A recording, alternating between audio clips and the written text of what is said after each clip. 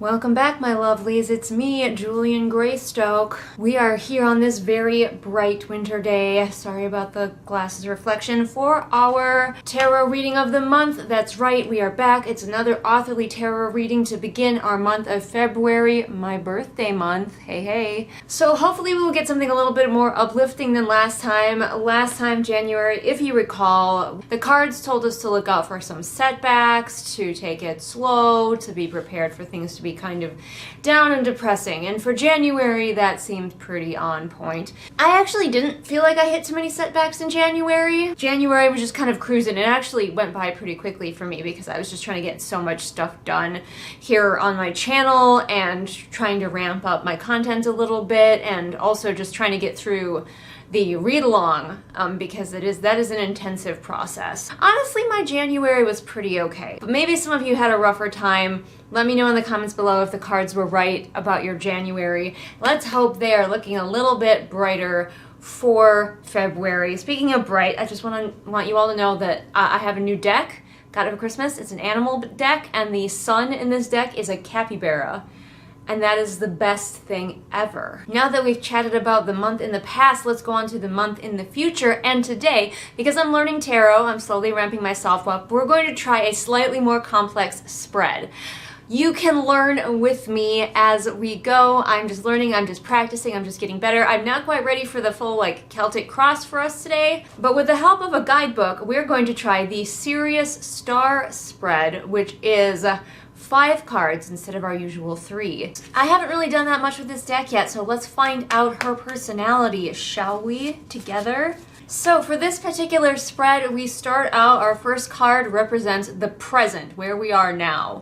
We have the 7 of Cups reversed. The 7 of Cups is a narwhal, so that's exciting, and he is reversed. I understand why most tarot readers use a table. I don't have one in here, but I'm just using a TV tray on my lap. It's kind of a pain. So I think our 7 of Cups reversed actually relates to me pretty well. This is a card that is reminding us to find joy, to find playfulness, to not worry about deadlines for a minute, and that's kind of where I've been at in my January, because pretty soon I'm probably going to have to get back into the workforce, and it's not going to be a fun time. But this January I have been getting to cosplay essentially at being a full-time artist, and I've been loving it. This is what I want to do. I wish I could make enough money at it. Ignoring the looming deadline of when I have to get a real person job, quote unquote, and just pretending to be a full-time artist doing what I love.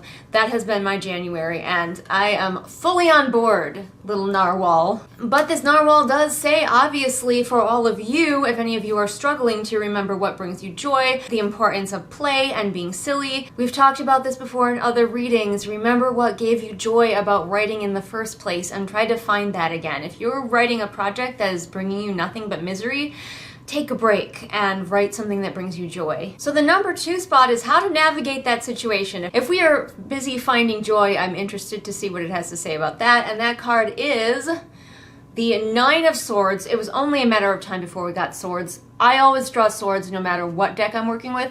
The 9 of Swords reversed. Ooh, it's a centipede. I love bugs, but I specifically hate centipedes. So is this centipede here to yuck my yum? Is he here to destroy my happiness and tell me to get back down to business? Let's find out. Hey, good news, the centipede is not here to ruin our day. I feel like this guy, our 9 of Swords reversed, is looking back at January, at that depressing time, and saying we are coming out of it. We are looking ahead, things are looking bright. I can hope that maybe it means for me that someday I can stop cosplaying as a full-time artist and get to be a full-time artist. But for now, he's just saying, look, better times are coming. The centipede somehow is saying that there's a brighter path ahead. I mean, with all those legs, he's got to find the brighter path, right? The third card in this spread is action. So let's see what kind of action we want to take. And that card is the 9 of Pentacles, and it's a kitty. It's a kitty. Okay, Pentacles is money and earthly business stuff, so maybe that's a good sign for me too. So far this reading is giving me personally a lot of hope that will probably be crushed by reality in a little while, but I'm on board for now. This card is all about financial security. It's about coming after a long time of financial uncertainty, and this is somebody who's like secure and there and like doesn't have to worry anymore. And would I love that if that was me being a full-time artist? But it might also be me getting a job, just a job, 9 to 5 kind of style. So, but let me daydream. But hey, if you are also following along, like this particular spread feels like it's like for me pretty specifically, but if it's also for you, the action that this card is saying is let's find some financial freedom. Let's look at maybe some avenues that we haven't looked at. Maybe let's research some things that we haven't done. Maybe we'll try that thing to like sell our books that we haven't tried before. And just like, let's see if we can get a little bit closer to that dream many of us have, not all of us, but many of us have. I'm a very verbose tarot reader. I've seen other people read tarot and they're so quick, and I'm like, no.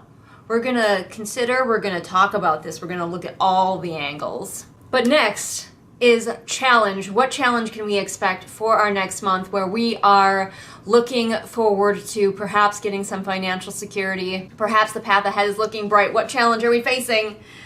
The Two of Cups. So I should have known with the penguins that the Two of Cups is two penguins who are clearly in love. I can just tell penguins in love. So this card is all about a coming together, not necessarily romantically. It could be friendship. It could mean a lot of things, but two people coming together. Now it's in the position of challenging us. So this might be a challenge where we need to accept help from someone, or we need to look outside of ourselves in other ways for some kind of partnership. Perhaps we have been avoiding, like say if we need a cover designer and we've been avoiding doing it because we're like, maybe I can do it myself, but it's really not working out. I for one am like terrible at designing my own covers. Some challenge is going to come up where we probably need help from somebody else. We need to form a bond. We need to make a partnership. So maybe be on the lookout for that February. That's what I'm getting from these penguins. And finally, the final card is our outcome for the reading and possibly our outcome for February. Oh no, it's the Ace of Cups and it's an otter. I love otters. All mustelids really, but like that's why we own ferrets. One of the reasons we own ferrets is because they're as close as I can get to having a domestic otter. This makes me so happy. Look at him. Oh, I feel like this is a really good wrap up for our whole reading today. This otter is bringing us mental, physical, emotional, just like happiness, satisfaction. I mean, he's just so happy. Look at him. He's just floating there. This is peacefulness, a resolution that is just like exactly what you need. And I'm loving it. And I'm hoping that this is a really good sign for my February and my goals. But I hope that it's also a really good sign for all of your Februaries as well, especially if you were having maybe a rougher January than I had.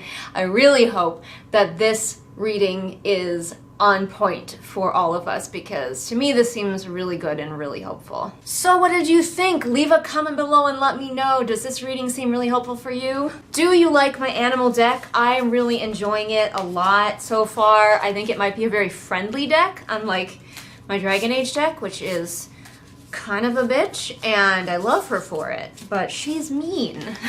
So we might try the animal deck again next time, especially if you guys really like it. I love the illustrations. They're so good. Of course, maybe I haven't used her enough and my meanness hasn't rubbed off onto her. It's all my fault, really. If you would like to help me succeed, if you would like to form a partnership, if you will, the best way to do that is by supporting me on Patreon.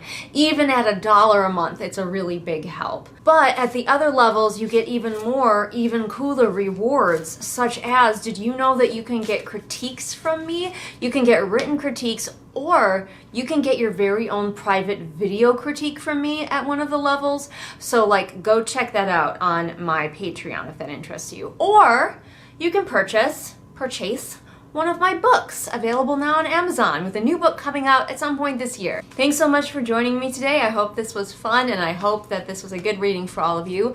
And I will see all of you again next time with whatever it is I happen to be doing next time. Bye!